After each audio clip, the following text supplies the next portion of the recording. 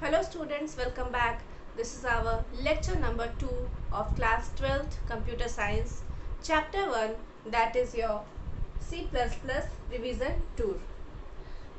Last class के video में हम लोगों ने C++ का इंट्रोडक्शन देखा था और साथ ही साथ ये देखा था कि कैरेक्टर सेट्स हमारे क्या होते हैं।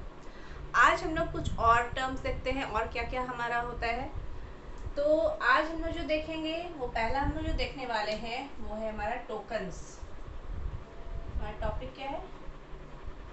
टोकन्स। अब ये टोकन्स क्या है हमारे C++ में, ठीक है। तो टोकन्स किसको बोलते हैं? तो the smallest individual unit of a program is known as tokens. Program के स्मॉलेस्ट इंडिविजुअल यूनिट को हम लोग क्या बोलते हैं? टोकन बोलते हैं। अब टोकन बहुत सारे हमारे होते हैं, जैसे कि कीवर्ड्स हो गए, वो भी टोकन्स कहलाते हैं। लिटरल्स हो गए, कॉन्स्टेंट्स हो गए, पंक्चुएटर्स हो गए, साथ ही साथ हमारे ऑपरेटर्स हो गए, ये सभी क्या कहलाते हैं? टोकन्स कहलाते हैं। तो टोकन्स को कैसे डिफाइन करेंगे? The smallest individual unit of a program is known as tokens. तो क्या है टोकन्स? द स्मॉलेस्ट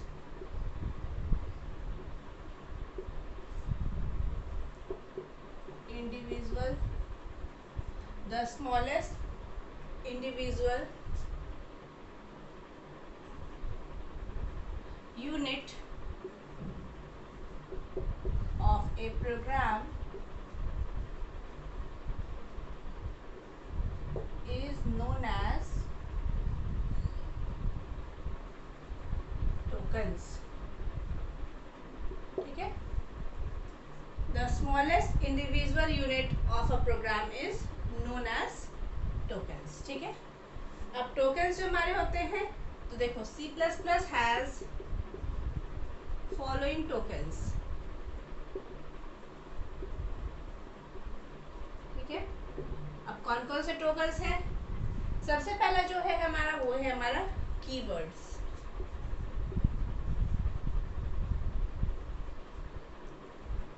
सेकेंड हम लोग जो देखेंगे, पहला टोकन क्या है? कीवर्ड। नेक्स्ट हमारा आइडेंटिफायर्स, ठीक है। थर्ड टोकन जो है हमारा वो है हमारा लिटरल्स।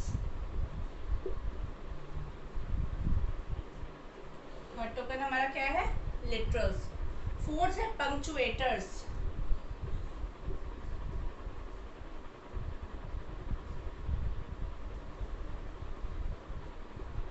ठीक है। और फिफ्थ है हमारा ऑपरेटर्स, ठीक है। पहला क्या है? कीवर्ड्स, दूसरे आइडेंटिफायर्स, नेक्स्ट है थर्ड लिटरल, फोर्थ है पंक्चुएटर्स एंड फिफ्थ है हमारे ऑपरेटर्स। ये सभी क्या है? टोकन्स हैं, ठीक है। अब सबसे पहले हम लोग जितने भी यहाँ पे keywords, identifier, literals, punctuators and operators हैं, सभी को हम लोग देखते हैं क्या क्या है, ठीक है। तो सबसे पहले हम लोग जो देखेंगे वो है हमारा कीवर्ड्स। कीवर्ड्स किसको बोलते हैं?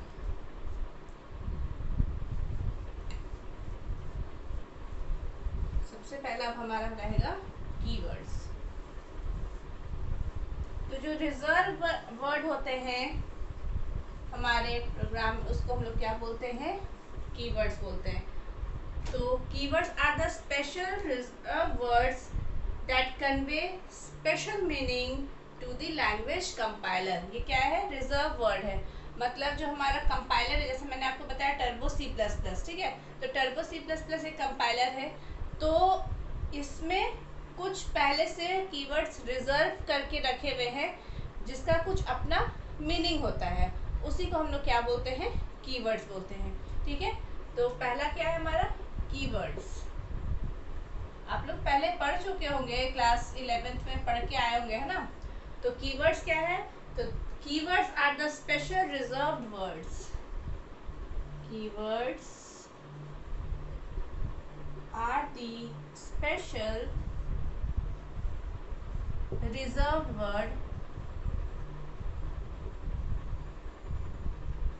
Keywords क्या है? Are the special reserved words that convey special meaning, that convey a special meaning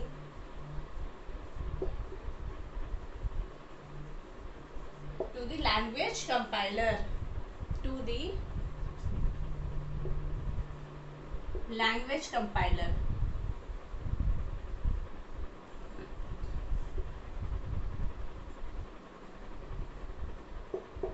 ठीक है, कीवर्ड्स क्या है? स्पेशल रिजर्व वर्ड्स है that convey special meaning to the language compiler. जैसे एग्जांपल में हम लोग देख लेते हैं। एग्जांपल मान लीजिए कैर, उसके बाद डू, एल्स, इफ, आपने सब सुना होगा, char, do, else, if, float,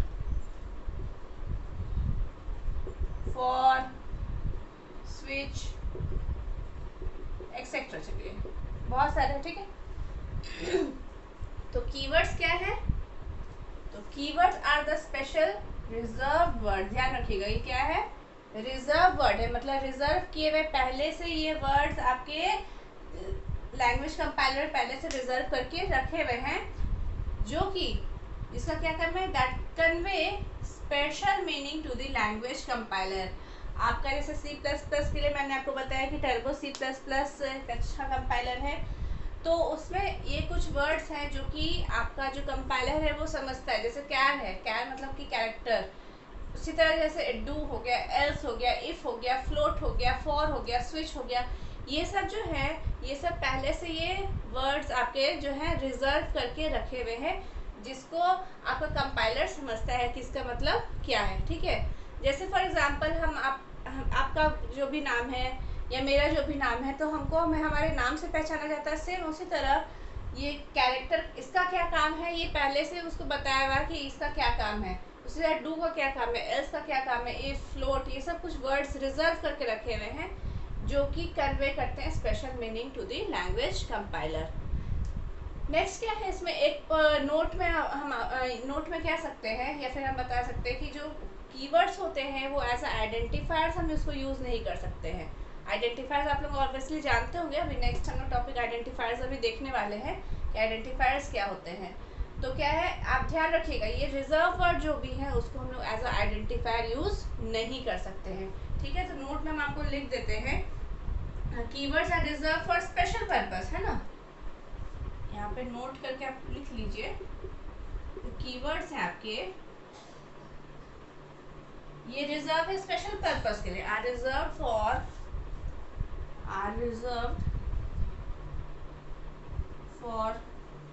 special purpose. ठीक है, उसका जो काम है वो अपने लिए, वो ऑब्वियसली वो रिजर्व किया हुआ है। ठीक है, special purpose. And must not be used, and must not be used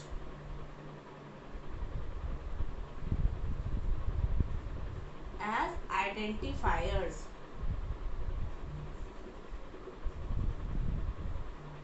ठीक है, not be used as identifiers। ठीक, तो समझ में आया कीवर्ड्स क्या होते हैं? तो ध्यान रखिएगा, ये रिजर्व वर्ड होते हैं जो कि स्पेशल मीनिंग कन्वे करते हैं आपके लैंग्वेज कंपाइलर को। Cat, do, else, if, float, switch, for, ये सभी जो हैं ये सभी आपके कीवर्ड्स कहलाते हैं। ठीक है, दूसरा ये ध्यान रखिएगा, जब आप आइडेंटिफायर्स जब हम लोग बनाते हैं तो ध्यान रखिएगा कि आइडेंटिफायर्स जो होते हैं उसमें हम लोग ये सब जो कैर हो गया, डू हो गया, एल्स हो गया, इफ हो गया, ये सब हम लोग एज आइडेंटिफायर यूज नहीं कर सकते हैं। ठीक है, चलिए पहला तो कीवर्ड हो गया। अब नेक्स्ट हम लोग देखते हैं आइडेंटिफायर्स क्या होते हैं। तो आइडेंटिफायर्स क्या होते हैं? तो an identifier is the name given by the user for a unit of the program. मतलब कि जो यूजर नेम देता है प्रोग्राम में, उसको हम लोग क्या बोलते हैं? आइडेंटिफायर रखते हैं। मतलब ये तो देखिए पहले से रिजर्व था आपका, क्या कीवर्ड्स रिजर्व थे, लेकिन यूजर अपने हिसाब से जो नाम डिक्लेयर करते हैं, जो नेम को डिक्लेयर करते हैं, वो हमारे क्या कहलाते हैं? आइडेंटिफायर्स करते हैं, जो हम लोग वेरिएबल्स डिक्लेयर करते हैं। जैसे मान लीजिए वेरिएबल्स हम लोग डिक्लेयर कर रहे हैं, मान लीजिए यहाँ पे मान लीजिए यह इंट ए बी सी ऐसा कुछ हम लोग लिख रहे हैं, तो ये नाम जो है ए बी सी या जो भी हम लोग लिख रहे हैं यहाँ पे कॉमा सेपरेट कर रहे हैं, तो ये क्या हो गया, ये नाम कौन दे रहा है, यूजर दे रहा है ना। तो आइडेंटिफायर्स क्या हो गया, names given by the user, and identifier is the name given by the user for a unit of the program. ठीक है, तो आइडेंटिफायर्स देखते हैं कि क्या है हमारा, इसको डिफाइन कैसे करते हैं। देखिए ये सब बहुत छोटे छोटे टर्म्स है, आपको पूरे प्रोग्राम में आपको जानना है कि कैसे किस टर्म को कैसे हम लोग को यूज़ करना है, किसको हम लोग क्या बोलते हैं। ठीक है, तो ये बेसिक्स है, आपको ये C++ का ये जानना ज़रूरी है। नेक्स्ट आपका क्या है, आइडेंटिफायर्स। सेकेंड आपका क्या है, identifiers.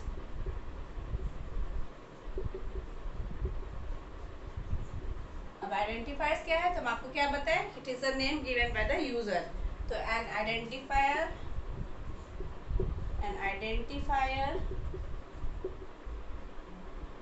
Are the name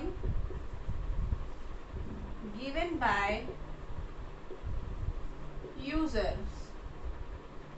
by users या फिर given by user for a unit of the program, for a unit of a program। ठीक है, क्या है आइडेंटिफायर्स, तो name given by the user है ना, नेम गिवन बाय यूजर, उसको हम लोग क्या बोलते हैं, आइडेंटिफायर बोलते हैं। और कीवर्ड क्या हो गया, वो रिजर्व पहले से किए हुए, वो पहले से वो नाम दिया हुआ है। और आइडेंटिफायर क्या हो गया, जो यूजर नाम दे रहा है वो हमारे क्या कहलाते हैं, आइडेंटिफायर्स। अब आइडेंटिफायर जब हम लोग लिखते हैं तो आइडेंटिफायर लिखने का कुछ रूल होता है ना, रूल्स फॉर राइटिंग आइडेंटिफायर्स। तो क्या रूल्स होता है, रूल्स हम लोग देखते हैं। सबसे पहला जो रूल है वो ये कहता है कि जो भी आइडेंटिफायर हम लोग बनाएंगे वो उसमें डिजिट हो सकता है, लेटर हो सकता है, अंडरस्कोर हो सकता है। ठीक है, तो आइडेंटिफायर्स जो होते हैं इट में कंटेन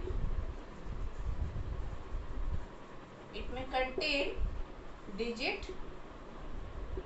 ठीक है, इट में contain digits, letters and underscore.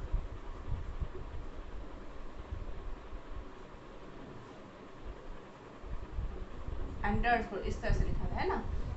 देखिए जब हम कोई आइडेंटिफायर बनाएंगे तो उसमें डिजिट्स हम यूज कर सकते हैं, लेटर्स यूज कर सकते हैं और अंडरस्कोर यूज कर सकते हैं। ये सिंबल का हम लोग यूज कर सकते हैं, लेकिन उसके अलावा हम लोग और कुछ इसमें यूज नहीं कर सकते। मतलब डिजिट्स का आप यूज कीजिए, लेटर्स आप यूज कर सकते हैं, अंडरस्कोर का यूज कर सकते हैं। सेकेंड हम कहते हैं कि the first character must be a letter or underscore। The first character the first character must be a letter or underscore, must be a letter or underscore।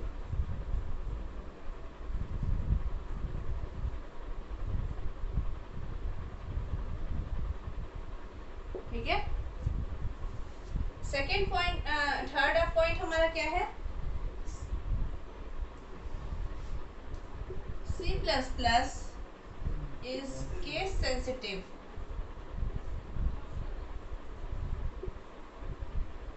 C++ is case sensitive as it treats upper and lower case letters as it treats upper and lower case letter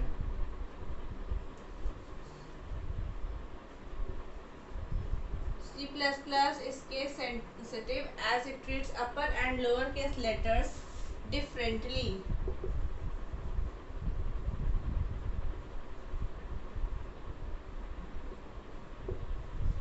letters differently. ठीक है, अब देखिए points आपको समझ में आया क्या क्या है, क्या क्या रूल कहता है कि आइडेंटिफायर तो सबसे पहले क्या है कि नेम जो यूज़र देता है प्रोग्राम में उसको हम लोग क्या बोलते हैं, आइडेंटिफायर बोलते हैं। पहला रूल ये कहता है कि जब हम कोई आइडेंटिफायर लिखते हैं तो वो डिजिट्स हो सकता है हमारा, उसमें डिजिट्स हो सकते हैं, लेटर्स हो सकते हैं और अंडरस्कोर ये सिंबल हम लोग यूज़ कर सकते हैं। नेक्स्ट क्या है, जब भी हम कोई आइडेंटिफायर लिखेंगे तो द फर्स्ट कैरेक्टर मतलब जो पहला कैरेक्टर आप लिखिएगा वो चाहे तो लेटर होगा या फिर अंडरस्कोर होगा। ठीक है, पहला कैरेक्टर आप जो भी लिखिएगा वो चाहे तो कोई लेटर होगा या फिर अंडरस्कोर होगा।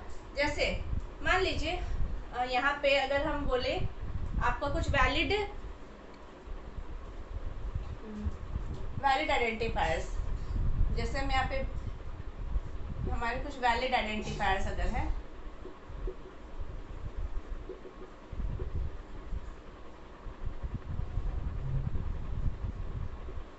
वैलिड आइडेंटिफायर्स में जैसे मान लीजिए आपको क्या बोले, the first character must be a letter और अंडरस्कोर। मतलब कि देखिए हम लोग आइडेंटिफायर में डिजिट, लेटर और अंडरस्कोर तीनों का यूज कर सकते हैं, लेकिन जो पहला लेटर होगा वो हमेशा क्या रहेगा आपका लेटर से या फिर अंडरस्कोर से स्टार्ट कर सकते हैं। फॉर एग्जाम्पल आप ऐसा लिख सकते हैं जैसे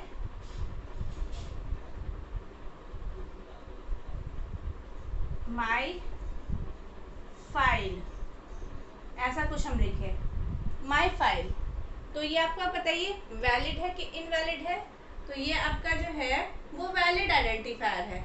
लेकिन अगर हम ऐसा कुछ लिख दें, अगर हम यहाँ पे इनवैलिड के लिए लिखते हैं,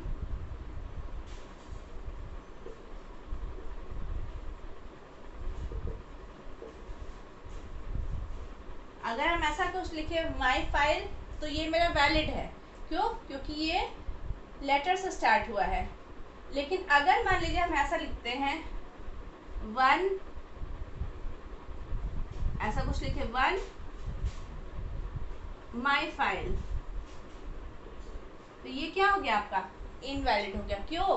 क्योंकि यहाँ पे वन जो है ये एक डिजिट है और कभी भी हम कोई आइडेंटिफायर लिखते हैं तो वो डिजिट से स्टार्ट नहीं हो सकता है। ठीक है, नेक्स्ट अगर मान लीजिए हम ऐसा कुछ लिखते हैं रोल नंबर, तो रोल अंडरस्कोर नंबर, ये आपका वैलिड आइडेंटिफायर होगा क्योंकि देखिए रोल ये भी आपका क्या है लेटर है, नंबर भी लिखे हैं वो भी लेटर है और बीच में हम अंडरस्कोर यूज किए हैं, तो ये हमारा क्या है, ये वैलिड है। ठीक है, और अगर हम ऐसा कुछ लिखे और इनवैलिड अगर हम बोले, तो अगर हम इसके आगे कोई डिजिट लगा दें, अगर हम इसके आगे कोई डिजिट लगा देंगे तो वो हमारा क्या कहलाएगा, इनवैलिड आइडेंटिफायर कहलाएगा।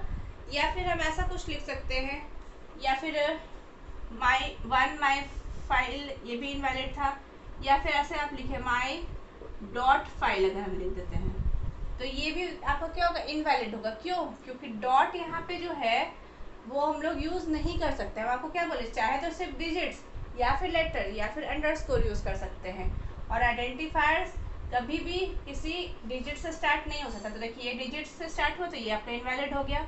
उसके बाद यहाँ पे हम अंडरस्कोर अगर हम यूज़ करते तो ये वैलिड रहता, लेकिन अगर हम यहाँ पे डॉट यूज़ कर दिए या कॉमा यूज़ कर दिए या कुछ और भी अलग सिंबल यूज़ कर दिए तो ये हमारा क्या कहलाएगा, इनवैलिड होगा, है ना। उसी तरह और आप देखिए और क्या हो सकता है, मान लेते हैं हम ऐसा लिखते हैं अंडरस्कोर 1 2 3, तो ये आपका वैलिड ही होगा। क्यों वैलिड होगा? वैलिड होगा क्योंकि हम बोले कि चाहे तो आपका वो लेटर से स्टार्ट हो सकता है या अंडरस्कोर से स्टार्ट कर सकते हैं आइडेंटिफायर्स को, तो यहाँ अंडरस्कोर से स्टार्ट कर सकते हैं, उसके बाद ना आपका डिजिट है ना, तो अंडरस्कोर से भी स्टार्ट कर सकते हैं। आप यहाँ पे भी जैसे अंडरस्कोर माई फाइल ऐसे भी लिख सकते हैं। कहने का मतलब आप अंडरस्कोर या फिर लेटर्स को आप यूज़ कर सकते हैं स्टार्टिंग में, लेकिन कभी भी डिजिट आपका यूज़ नहीं होगा। ठीक है, और अगर हम बोले इनवैलिड आइडेंटिफायर्स का, तो अगर हम ऐसा कुछ लिखते हैं 13 फाइल, तो ये हमारा बताइए ये क्या होगा, आपका वैलिड होगा कि इनवैलिड होगा, ये आपका क्या होगा, इनवैलिड होगा। क्यों इनवैलिड होगा? क्योंकि 13 देखिए एक डिजिट है और डिजिट कभी भी हम पहले स्टार्ट नहीं कर सकते हैं। अच्छा एक और बताइए, अगर मान लेते हैं हम ऐसा कुछ लिखते हैं 1 2 3 अंडरस्कोर, तो ये वैलिड होगा कि इनवैलिड? ये भी इनवैलिड होगा। क्यों इनवैलिड होगा? क्योंकि 1 2 3 आपका एक डिजिट है, अंडरस्कोर बाद में है ना। अगर आप ऐसे लिखेंगे तो ये वैलिड हो जाएगा, लेकिन अगर अंडरस्कोर बाद में लगा रहे हो, डिजिट से स्टार्ट हो रहा, तो ये आपका क्या हो जाएगा? इनवैलिड हो जाएगा। तो आइडेंटिफायर समझ में क्या आया आपको? नेक्स्ट है C++ is case sensitive as it treats upper and lower case letters differently. ये आपका केस सेंसिटिव होता है। इसमें मतलब अपर केस में अगर लिख रहे हैं, मतलब आप कैपिटल लेटर्स में लिख रहे हैं और स्मॉल लेटर्स में, जैसे मान लीजिए हम कैपिटल लेटर में लिखे ए, या फिर ऐसा कुछ लिखे राम, ठीक है, तो ये राम और ये राम दोनों क्या है? डिफरेंट काम करेंगे, ठीक है। हम इस राम में जो वैल्यू रखे या इसमें जो भी रखे, ठीक है। तो क्यों? क्योंकि ये केस सेंसिटिव होता है, मतलब upper and lower case letter different काम करता है। ये नहीं, ऐसा नहीं कि हम ऐसा ये राम लिखे तो ये राम और ये राम सेम है, नहीं, ये राम अलग है और ये राम अलग है, दोनों राम क्या है? अलग है। तो यहाँ पे क्या है, ये इसीलिए बोला था ये केस सेंसिटिव होता है, क्योंकि इसमें अपर एंड लोअर केस दोनों डिफरेंट काम करते हैं, ठीक है। मान लीजिए हम ए ऐसा लिखे और ए ऐसा लिखे, तो ये ए का अलग मीनिंग होगा, ये ए अलग हो गया, ठीक है। तो अब समझ में आया? तो ध्यान रखिएगा जब भी आप आइडेंटिफायर्स बनाओगे तो ध्यान रखिएगा कि हमेशा आइडेंटिफायर्स में सिर्फ यही 3 चीज़ यूज़ होता है। डिजिट्स यूज़ करिए, लेटर्स यूज़ करिए या अंडरस्कोर यूज़ कीजिए, लेकिन जब यूज़ कीजिए तो ध्यान रखिएगा कि लेटर्स से ही हमेशा स्टार्ट कर सकते हैं या अंडरस्कोर से स्टार्ट कर सकते हैं आप आइडेंटिफायर जब डिक्लेयर कर रहे हैं। और नेक्स्ट क्या है, ये केस सेंसिटिव होता है, तो हम अपर एंड लोअर केस लेटर, मतलब केस सेंसिटिव है तो अपर एंड लोअर केस दोनों का मीनिंग डिफरेंट होता है। तो ऐसा नहीं कि आप ए अगर एक डिक्लेयर कर लिए तो ये ए आप ऐसा डिक्लेयर नहीं कर सकते, आप कर सकते हैं, दोनों में डिफरेंट वैल्यू है। जैसे मान लीजिए इस ए में हम रखें 10 और इस ए में रखें 20, है ना। तो कहने का मतलब ये ए में 10 है, ये ए में 20 है। आप ये वाला ए को प्रिंट कराओगे तो ये आपको 10 आउटपुट देगा, और आप अगर ये ए को प्रिंट कराओगे तो ये आपको क्या आउटपुट देगा? 20 आउटपुट देगा। क्यों? क्योंकि दोनों डिफरेंट है। ऐसा नहीं कि आप एक को प्रिंट कराए तो दोनों डिफरेंट वैल्यू आपको देगा, ठीक है। जैसे यहाँ पे देख लीजिए, मान लीजिए यहाँ पे हम अगर प्रिंट हम किए ए, तो ए क्या वैल्यू देगा आपका? यहाँ पे 20 प्रिंट करेगा, और अगर हम ये ए को प्रिंट करेंगे तो क्या वैल्यू प्रिंट करेगा? 10 प्रिंट करेगा। समझ में आया कि दोनों में क्या है? क्यों ऐसा क्यों है? ऐसा नहीं कि हम ये वाले ए को प्रिंट कराएंगे तो आपका 20 वैल्यू देगा, ऐसा नहीं, दोनों में डिफरेंट वैल्यू, क्योंकि ये केस सेंसिटिव होता है। तो ये तो आपका क्या हो गया? आइडेंटिफायर्स हो गया। अब आइडेंटिफायर्स के बाद हमारा आता है लिटरल्स। अभी लिटरल्स क्या होते हैं? तो लिटरल्स बोलिए या फिर कांस्टेंट। लिटरल्स को हम लोग क्या बोलते हैं? कांस्टेंट भी बोलते हैं। तो ऐसा जिसका वैल्यू पूरे प्रोग्राम में चेंज नहीं होगा उसको हम लोग क्या बोलते हैं? लिटरल्स बोलते हैं या फिर कांस्टेंट बोलते हैं, ठीक है।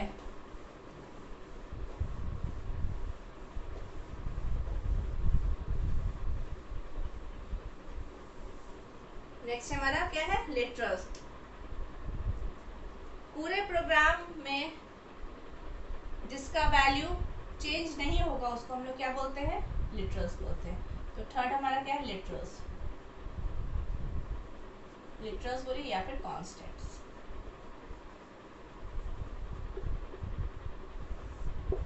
ठीक। इसको कैसे हम लोग डिफाइन करेंगे? तो literals are data items that never literals are data items that never change their value,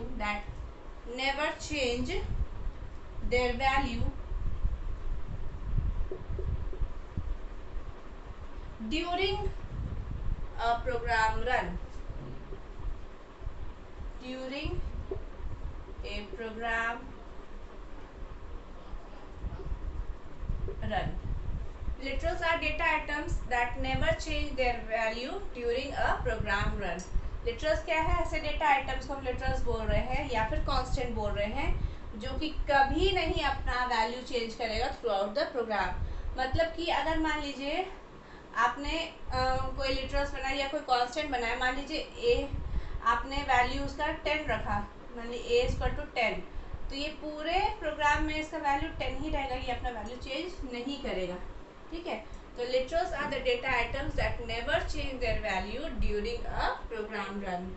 अब जो लिटरल्स होते हैं वो हम लोग सेवरल टाइप्स ऑफ लिटरल्स होते हैं। तो एक हमारा होता है इंटीजर कांस्टेंट या इंटीजर लिटरल्स। नेक्स्ट हमारे होते हैं character constant, floating constant and string constant या फिर स्ट्रिंग लिटरल्स जिसको बोलते हैं। तो there are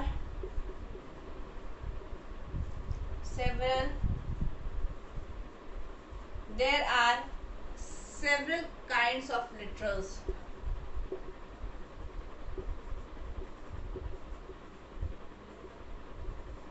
Several kinds of literals. पहला आपका इंटीजर कांस्टेंट,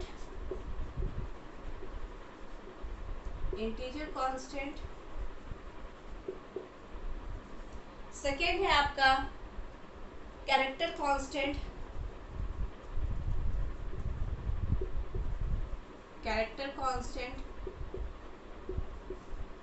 थर्ड है आपका फ्लोटिंग कांस्टेंट,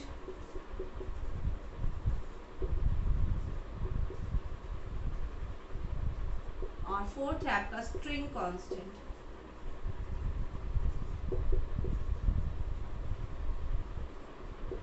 ठीक है, integer constant, character constant, floating constant and string constant. ठीक, ये सब ये 4 टाइप के लिटरल्स हैं। सबसे पहला जो है हमारा, जो कि है इंटीजर कांस्टेंट। इंटीजर कांस्टेंट उस टाइप के कांस्टेंट को बोलते हैं या उस टाइप के लिटरल्स को बोलते हैं जिसमें कोई फ्रैक्शनल पार्ट नहीं होता है। ठीक है, मतलब कोई डेसिमल पॉइंट नहीं होगा। ठीक है, जैसे मान लीजिए हम ऐसा कुछ लिख रहे हैं 1 2 3, तो ये क्या हो गया कि इंटीजर कांस्टेंट हो गया, इंटीजर वैल्यू हो गया जिसमें इसमें कोई फ्रैक्शनल पार्ट नहीं है। तो उस टाइप के लिटरल्स को या कांस्टेंट को हम लोग क्या बोलते हैं? इंटीजर कांस्टेंट या फिर इंटीजर लिटरल्स कहते हैं। ठीक है, तो पहला हमारा क्या है? इंटीजर लिटरल्स या फिर इंटीजर कांस्टेंट। तो इंटीजर कांस्टेंट हमारा क्या हो गया? Integer constant are whole numbers without any fractional part. ठीक है, integer constant are whole number without any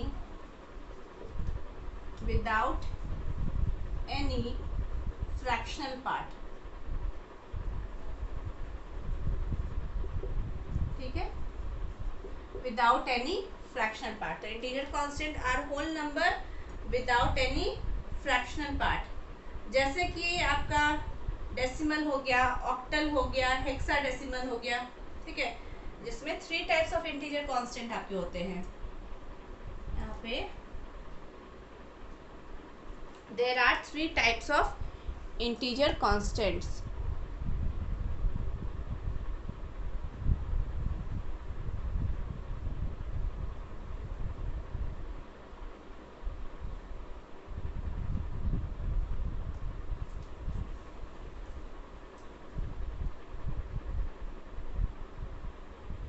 There are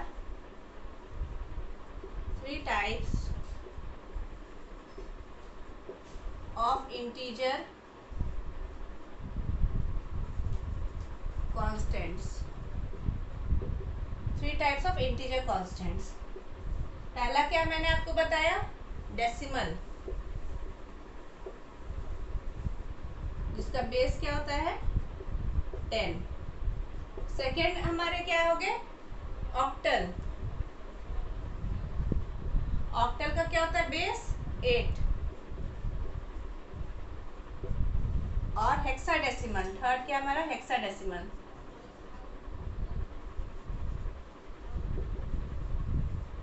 base क्या है 16, बेस 16। तो ये आपके क्या हो गया, ये सभी आपका क्या कहलाते हैं, ये इंटीजर कांस्टेंट कहलाते हैं। ठीक है, इंटीजर कांस्टेंट क्या हो गया आपका, तो ऐसे कांस्टेंट जो कि होल नंबर होते हैं जिसमें कोई फ्रैक्शनल पार्ट नहीं होता है। इंटीजर कांस्टेंट 3 टाइप्स के होते हैं, डेसिमल, ऑक्टल एंड हेक्साडेसिमल। ठीक है, जिसमें कोई फ्रैक्शनल पार्ट आपका नहीं है, उस टाइप के कांस्टेंट को हम क्या बोलते हैं, इंटीजर कांस्टेंट बोलते हैं। ठीक है, नेक्स्ट आपका देखिए कैरेक्टर कांस्टेंट बचा, floating constant and string constant, जिसको कि हम लोग नेक्स्ट वाले वीडियो में, नेक्स्ट वाले लेक्चर में डिस्कस करेंगे। तो आई होप कि आपको आज का जो टॉपिक था टोकन्स वो समझ में आया होगा, जिसमें हम लोगों ने कीवर्ड्स देखा है ना, इसमें कीवर्ड्स देखा कि कीवर्ड्स क्या होते हैं। टोकन्स हम लोगों ने स्टार्ट किया तो कीवर्ड्स हम लोगों ने देख लिया है, और साथ ही साथ इसमें हम लोगों ने कीवर्ड्स आइडेंटिफायर्स देखा कि आइडेंटिफायर्स हमारे क्या होते हैं। और अब हम लोग जो देख रहे हैं वो लिटरल्स है। अब लिटरल्स को बाकी हम लोग कंटिन्यू करेंगे अपने नेक्स्ट वाले वीडियो में। तो आज के लिए इतना ही, थैंक यू।